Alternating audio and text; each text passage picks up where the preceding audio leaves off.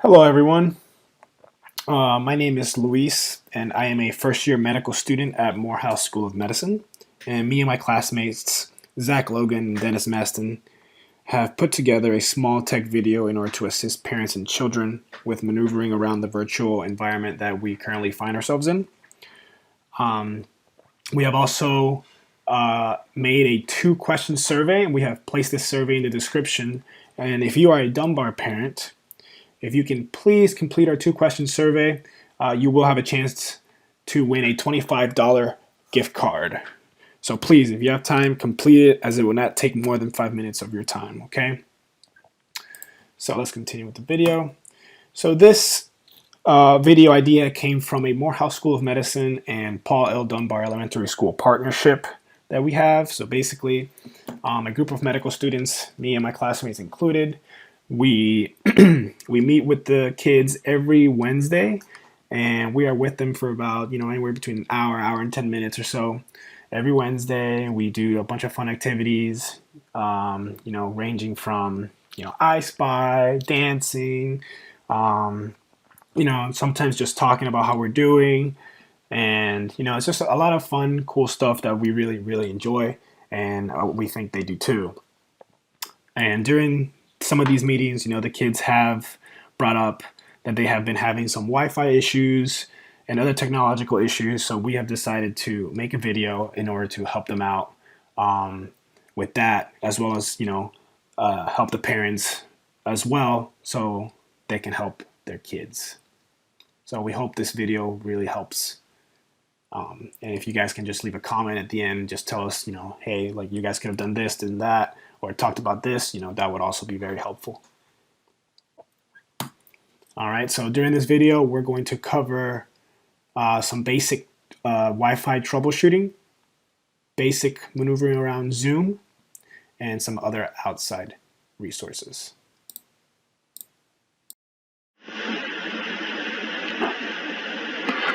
Hello everybody, in this presentation we are going to be talking about troubleshooting your Wi-Fi and hopefully getting you better performance. Alright, let's get started. Alright, so first thing first, you're going to want to download the free app Speed Test either on your phone or your computer, and you just want to run this throughout your house in different rooms and just take notes of where you're getting strong signal strength and where you're getting weak signal strength. And once you've done that, we'll go to our first tip, which is restarting your router. This is the quickest, easiest, simplest, troubleshooting technique. Sometimes all your router needs is just like a quick little break. Unplug it for 30 seconds, plug it back in, and by doing this, it gives the router some time to recalibrate and also update any new firmware that might be out there. So once you've done that, it's recalibrated, it's updated, it's got the new firmware and everything. Hopefully that'll increase the performance right away. And then you're just going to do another signal strength test throughout your house and see if there's any improvement. And if not, then we'll move on to the next one. So the next option is router position. So if your router has to send the signal, through a lot of different obstacles, like through furniture, through walls, to get from one side of the house all the way to the other, by the time it reaches the other end, the signal strength is just going to be super weak. So it's just going to be really important that you try to put your router in a central location if you can, or try to put it up somewhere a little bit higher, free of any obstacles, making sure there's nothing blocking it, so that way the signal has a nice clean path and can spread throughout your house. So this diagram right here just kind of illustrates what we're talking about in the last slide.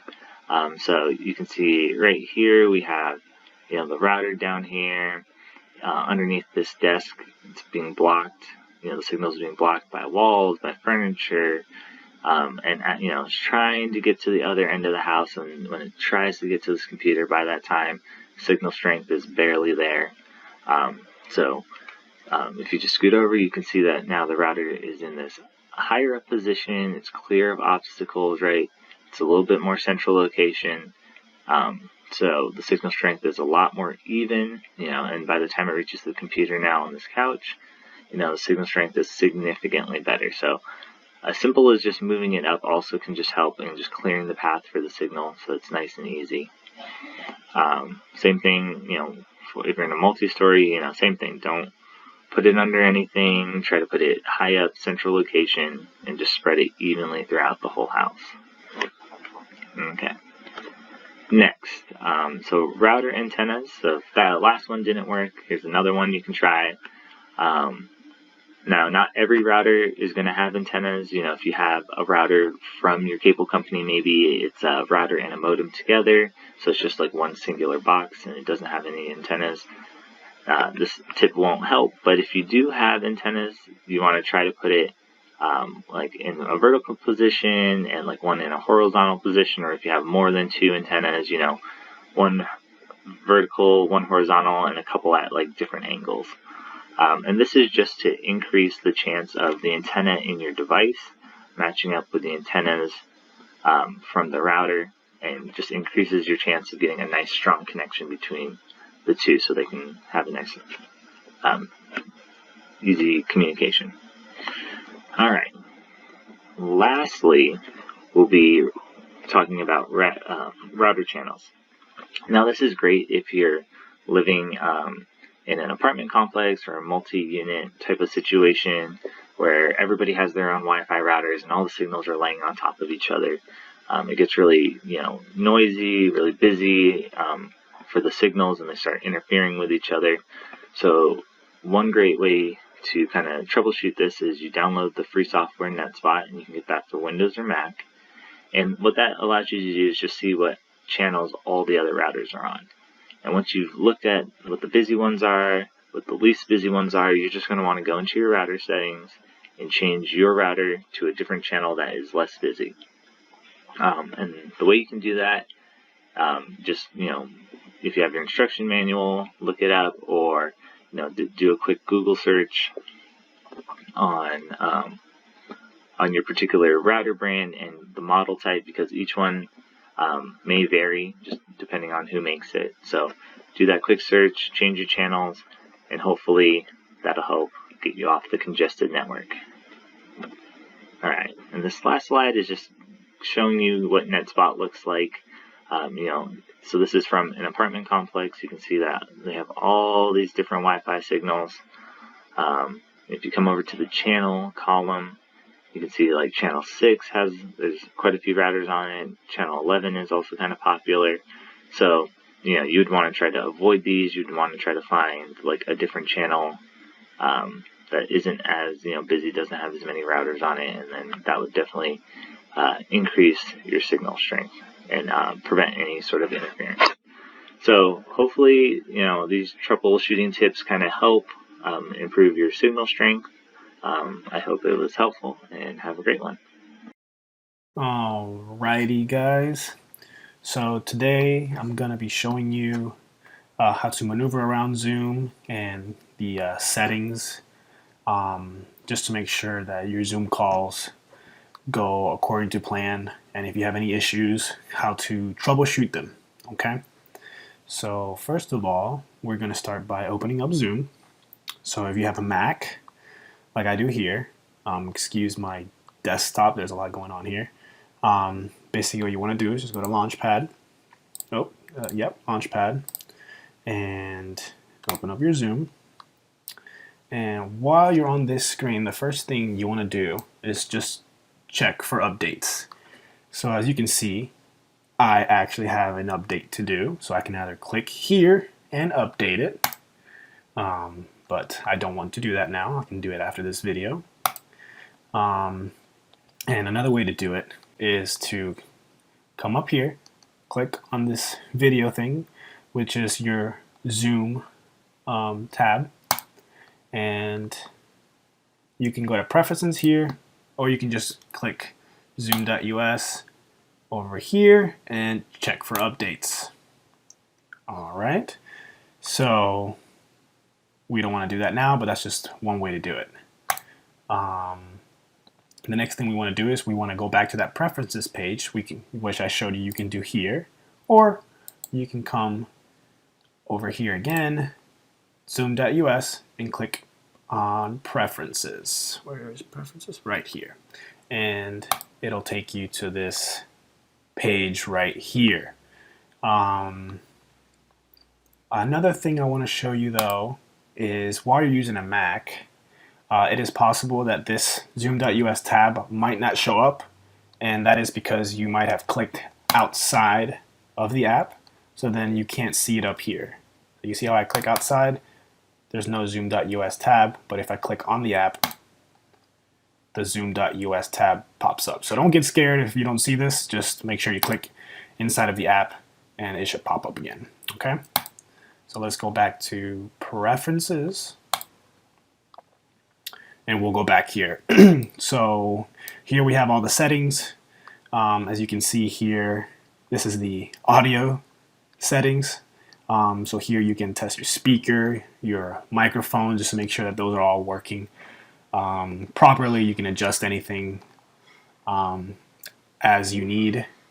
So that's important, just to make sure that your meetings go well, people can hear you, you can hear them, etc. And you can test it to make sure it's working well. So let's go back up here to video. Oh, that's me. Hello.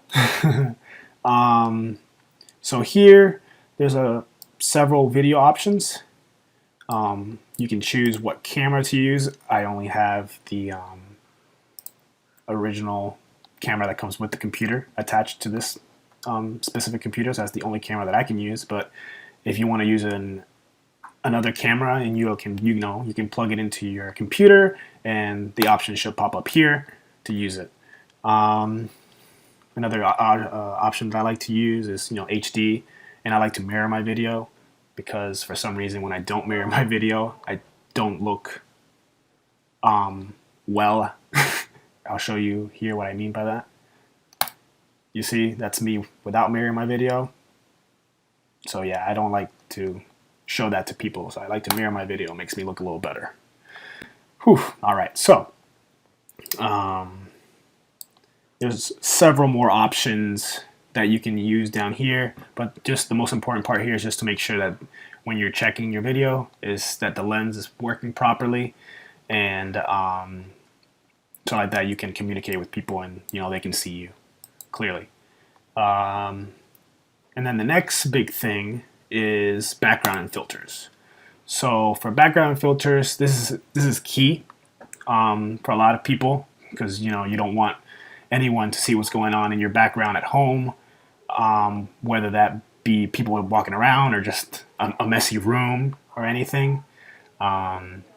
So what you have to do is just go to this tab, background filters, and for the Mac, you have to say that you have a green screen. Now, I do not have a green screen available, so when you click, so it will not look how it's supposed to look.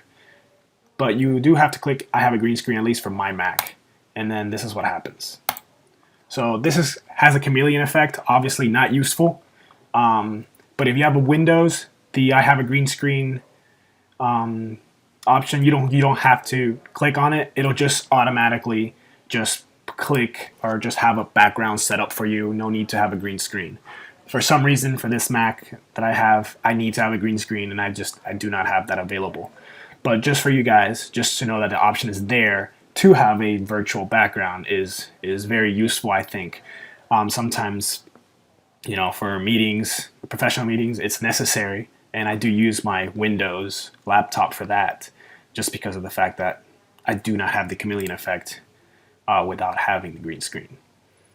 All right, and that's pretty much it for major settings. The next thing would be just joining videos and creating your own videos. So to create your own video, just new meeting.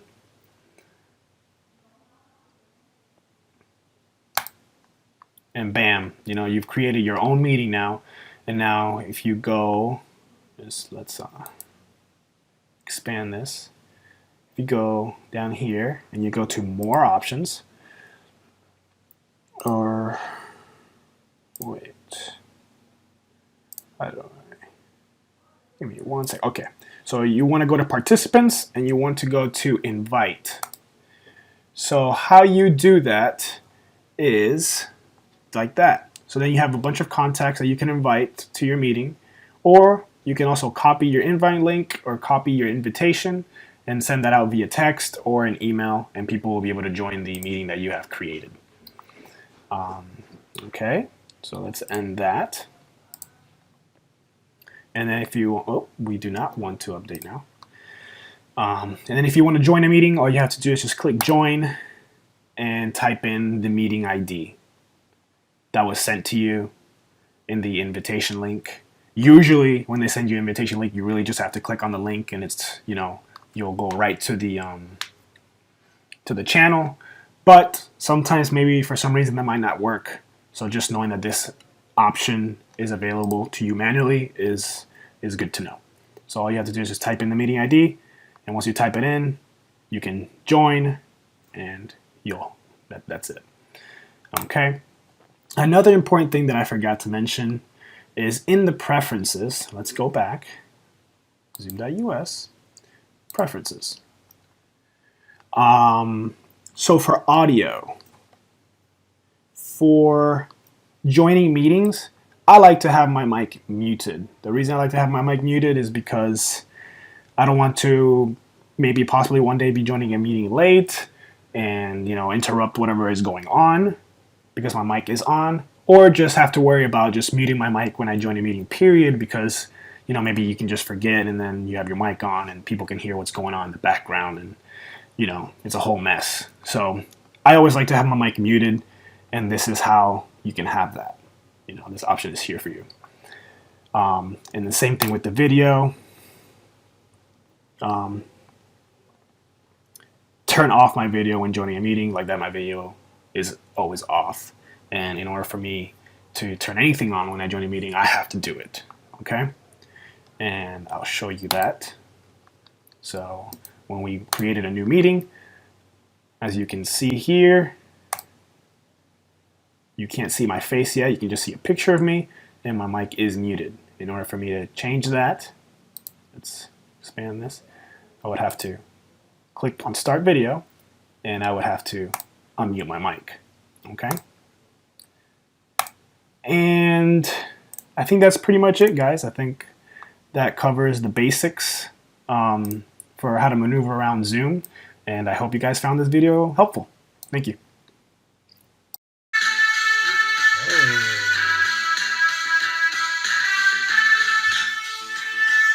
Hello everyone, my name is Dennis Baston and I am with Morehouse School of Medicine. I hope you guys are doing great. So I hope the video that we've created for you guys, you found it very helpful. I'm just going to go over some of the resources that we thought you may like. So here are some of the virtual platforms that I'm sure you're aware of. ClassDojo, Google Classroom, I'm sure. Now, we wanted to let you know that the teachers are always available, especially through ClassDojo. So you can always try to get in contact with the teachers if you have any questions about really anything related to school. Here is a technology quick guide. Okay, this technology quick guide can be found at Atlanta Public Schools. Okay, Atlanta Public Schools has a lot of great resources. Okay, so you can always check that out.